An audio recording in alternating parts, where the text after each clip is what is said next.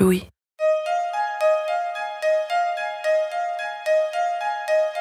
Il y a peu de temps, nous avons fait avec l'équipe du podcast Travail en cours un épisode sur les émotions dans le monde de l'entreprise. Dans celui-ci, on a essayé de comprendre en quoi la prise en compte des émotions peut être bénéfique pour les employés comme pour les employeurs. Et il s'avère que l'une des clés pour que cette prise en compte des émotions ait lieu et que nos émotions ne soient plus enfouies en nous au profit de la productivité, c'est l'empathie. Dans l'épisode d'émotions à emporter que vous allez entendre, Marie Semelin, qui présente Travail en cours, a donc cherché à en savoir plus sur l'empathie dans le monde de l'entreprise. Je suis Cyrielle Bedu, bienvenue dans Émotions à emporter.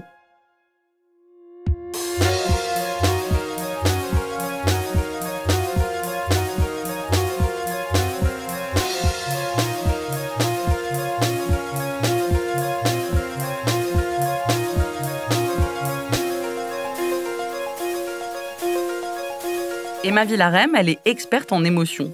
Je trouve que c'est assez chic. En fait, c'est moi qui la baptise comme ça. Officiellement, elle est docteure en sciences cognitives et elle travaille sur les émotions. Elle a cofondé Cogix, une boîte de conseil qui aide des entreprises à utiliser ces sciences cognitives pour améliorer la vie de bureau et par extension pour améliorer la vie tout court.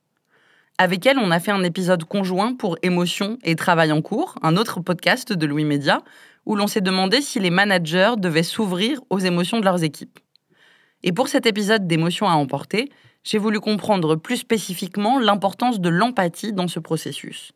Son rôle pour communiquer avec l'autre, pourquoi on la ressent plus avec certaines personnes qu'avec d'autres, et la place qu'elle a au bureau. Donc déjà pour commencer, c'est quoi l'empathie ? L'empathie, c'est le fait de ressentir une émotion qui est appropriée en réponse à celle de l'autre. Donc ça implique de pouvoir comprendre son état d'esprit, de pouvoir comprendre son ressenti et de se placer dans une posture qui est appropriée. On confond souvent l'empathie et ce qu'on appelle la contagion émotionnelle. La contagion émotionnelle, c'est ressentir la même émotion que la personne qui est en face. L'empathie, c'est pas nécessairement ça. Par exemple, si je suis face à quelqu'un qui a peur, la posture empathique, ce n'est pas d'avoir peur aussi nécessairement, mais c'est par exemple de se placer dans une posture de compassion. Donc on estime que l'empathie, elle a l'avantage de mettre l'individu dans un mode de compréhension et qui va faciliter les interactions sociales au travail ou en dehors. On estime que l'empathie, en effet, il y a différentes dimensions. Une dimension qui va être plus cognitive et qui va être de l'ordre de la compréhension de la situation de l'autre. Donc être capable de changer de perspective, être capable de comprendre son point de vue, de comprendre ce qu'il traverse. Et une autre dimension qui est plus affective, qui est là vraiment dans le fait de ressentir une émotion qui est appropriée en réponse à celle d'autrui. Donc, c'est vrai qu'on distingue ces deux dimensions plutôt lorsque l'on étudie ces phénomènes-là. Après, en termes de ressenti et de vécu, c'est une seule expérience globale. Mais on estime que l'empathie, elle se déclenche quand il y a en effet une bonne compréhension de la situation de l'autre et une émotion appropriée en réponse à cette situation. Qu'est-ce que ça veut dire une émotion appropriée ? C'est un terme assez inattendu, je trouve. Une posture empathique, c'est une posture qui va apporter un certain soutien à l'autre.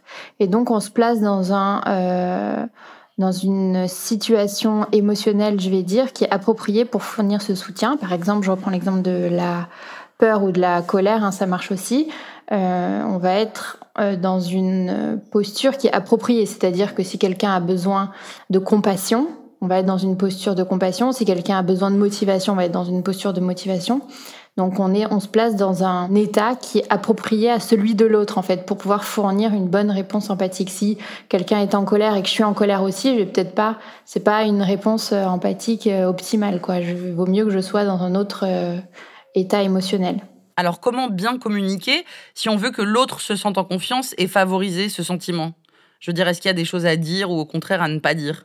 En fait, c'est ça qui va être aussi très clé, c'est que dans une interaction sociale, lorsque quelqu'un se confie à nous, on a bien souvent une réaction qui est pas appropriée face à ça, c'est-à-dire qu'on va avoir tendance, si quelqu'un se confie d'une crainte ou d'une peur vis-à-vis d'un projet ou de sa capacité à mener à bien une mission, très souvent on va lui dire ne t'inquiète pas, tu devrais pas t'en faire.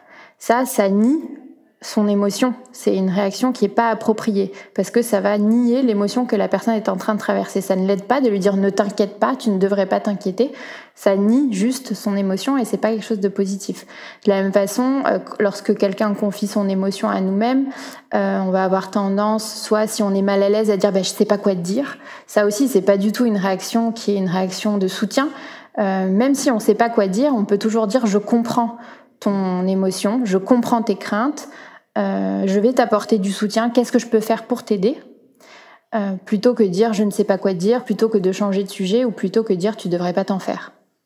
Et du coup, comment se comporter pour faire en sorte que les autres soient empathiques envers notre situation ? Par exemple, quand la personne en face de moi, elle n'a pas l'air sensible à ce que je traverse et que j'aimerais qu'elle le soit davantage. Et réciproquement, pour être soi-même empathique envers les autres. Il faut être capable de parler de son vécu, de son ressenti, de la façon dont on a interprété les choses, de la façon dont on a décodé les signaux qu'on a perçus. Et parce que ça implique qu'on soit bien conscient que notre cerveau en permanence, il reconstruit une réalité. C'est-à-dire que ce qu'on voit, ce qu'on interprète, ce qu'on perçoit, ce qu'on pense, c'est déjà le fruit d'une sorte d'analyse qu'a fait notre cerveau. Donc il faut être bien conscient que un vécu, c'est personnel. Et de la même façon, il faut pouvoir remettre en doute son propre vécu, se poser des questions sur la façon dont on a interprété tel ou tel signal. Et lorsque l'on est face à une personne, il faut aussi bien avoir conscience que la personne, elle est convaincue de ce vécu-là, que elle, c'est la façon dont elle a vécu les choses et ne pas non plus, amener l'autre à se questionner sur son vécu, mais ne pas le remettre en question ou le nier. D'accord, mais moi, j'ai l'impression d'être spontanément plus empathique avec certaines personnes que d'autres. Pourquoi ? L'empathie, c'est pas un phénomène qui est automatique. On n'est pas empathique de la même façon avec tout le monde.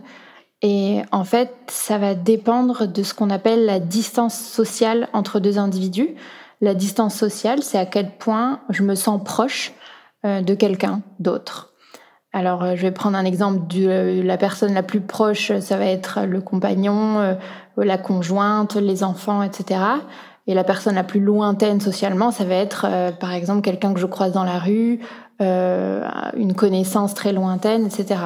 Et cette distance sociale, on estime que plus elle est grande entre deux individus, plus ça va être compliqué de ressentir de l'empathie.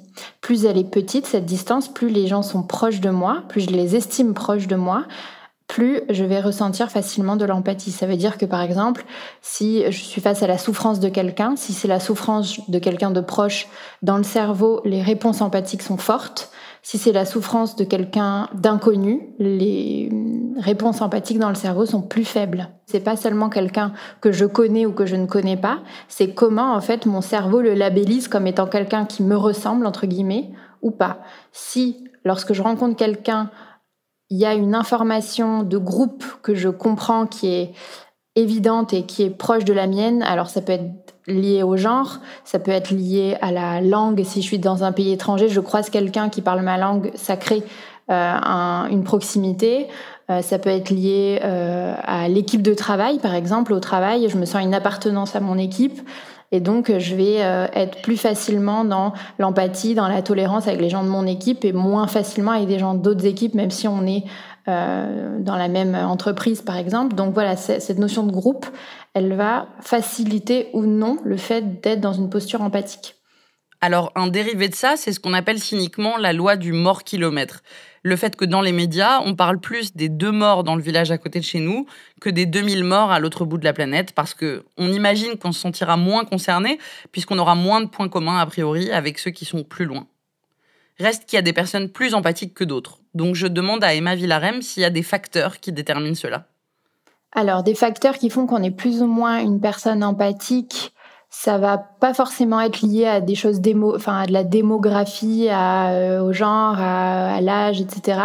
Mais les personnes qui sont sensibles aux signaux sociaux, c'est-à-dire qui savent, qui parviennent à prêter attention à comment l'autre se sent, à ce qu'il traverse, qui arrivent à se poser des questions sur ce que l'autre ressent, donc à être capable de faire ce changement de perspective pour mieux comprendre la perspective de l'autre, c'est des personnes qui vont plus facilement ressentir de l'empathie parce qu'elles vont pouvoir faire ce travail de changement de perspective, de se mettre dans les chaussures de la personne en face.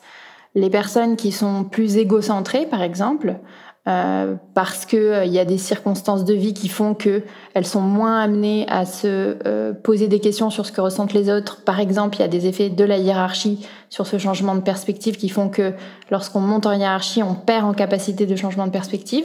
Donc là, par exemple, on pourrait dire que les leaders, s'ils sont dans leur tour d'ivoire et qu'ils sont jamais remis en question, ils vont aussi perdre en capacité empathique parce qu'ils perdent en capacité à se décentrer de leur propre point de vue pour adopter celui de quelqu'un d'autre.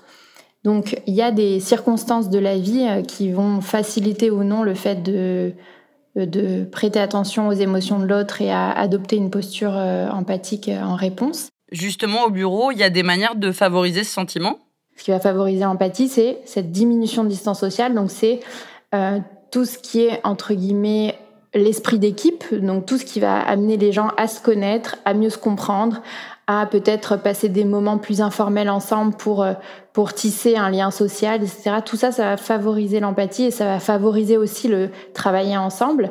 S'il y a zéro empathie, s'il y a de la compétition entre les membres d'une équipe, par exemple, on va plutôt être dans un cas où l'empathie, elle est pas favorisée et ça va dégrader les interactions sociales. En tant que chef d'équipe, la posture empathique, elle peut être facilitée par le fait, d'une part, de stimuler l'esprit d'équipe dans l'équipe, c'est-à-dire d'organiser des événements où même en dehors dans les horaires du travail, mais en dehors du cadre strict du travail où l'équipe peut partager des choses, peut se souder, peut développer une cohésion sociale. Donc ça va favoriser au sein de l'équipe cette sensation d'appartenir à un groupe, d'être ensemble pour un même objectif. Donc ça, c'est au niveau de l'équipe. Et au niveau de la relation du chef d'équipe à l'équipe, il faut être capable d'instaurer ce climat de confiance où on va être dans l'échange, dans l'interaction. Et en effet, il y a certaines situations qui vont favoriser ou non le climat de confiance et l'échange un peu authentique avec un autre individu. Le rendez-vous en tête-à-tête, c'est un espace plus propice pour confier des émotions ou confier un vécu difficile que autour d'une table avec tout le reste de l'équipe, parce que lorsqu'on est en groupe, il y a plein de phénomènes qui surviennent, comme des phénomènes par exemple de conformité sociale. Si tout le monde va bien, ça va être difficile pour moi de dire que je vais mal parce que quelque part, je vais sortir du groupe, je vais me détacher de la norme du groupe. Donc pour être capable de capter des choses qui sont peut-être plus difficiles à livrer, mais qui sont importantes à entendre du point de vue du chef d'équipe, il y a des modalités telles que le rendez-vous hebdomadaire en one-to-one, qui est un bon médium et qui est à instaurer de façon régulière pour être sûr de tisser cette relation et de la maintenir dans le temps. Ce temps d'attention porté aux émotions et aux ressentis des autres par l'empathie, j'imagine qu'il y a beaucoup d'entreprises qui le jugeraient superficiel, que c'est une perte de temps et d'argent en fait. Quelque part, je suis persuadée qu'être capable d'avoir une équipe qui fonctionne bien, c'est être capable d'aller loin. Les entreprises dont les équipes sont en mauvaise santé mentale sont des entreprises qui ne sont pas en pleine prospérité. Donc la santé mentale, le bien-être des équipes est primordial pour bien travailler ensemble. Et pour ça, il faut dédier du temps, il faut dédier de l'énergie, mais c'est pas de l'énergie perdue. J'ai découvert en préparant ce bonus que les animaux aussi pouvaient faire preuve d'empathie. Un grand singe qui ramène à l'entrée de son enclos un petit enfant humain tombé dedans, le campagnol des prairies qui prend soin de ses congénères soumis au stress en leur léchant longuement le poil, en Inde, un éléphant qui refuse de continuer sa tâche parce qu'elle nécessiterait d'écraser un chien et qui s'exécute une fois que le chien est parti. Les chercheurs recensent des milliers de comportements non humains qui semblent relever de l'empathie. A priori, la différence avec nous, c'est que nous, on peut décider de travailler cette émotion naturelle dans notre vie personnelle comme au travail. Pour s'y sentir mieux, oui, mais pas que. Si vos managers ont encore besoin d'être convaincus, vous pouvez leur dire que plusieurs enquêtes ont montré le lien entre engagement personnel des salariés et performance des entreprises.